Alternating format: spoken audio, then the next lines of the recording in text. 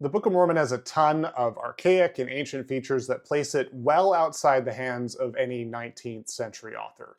But it's understandable to wonder about the parts that seem a little bit too comfortable in a modern English context. Things like extensive King James quotations, or clear allusions to Pauline epistles in the New Testament. Joseph was very unlikely to be responsible for those features, so the question remains, could a translation of an authentic ancient text include truly modern content? If we look at how real-world translations work, the answer is clearly yes. Not all translations are literal word-for-word representations of a text.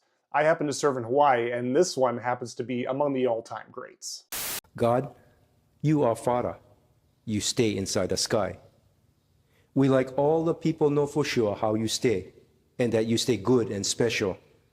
To be functional, translators make all sorts of changes to suit the language and culture of the reader. And a new article this week by Brant Gardner shows some solid examples of how those changes operate. One is the concept of translating a text up into a privileged language or down into a lower status one.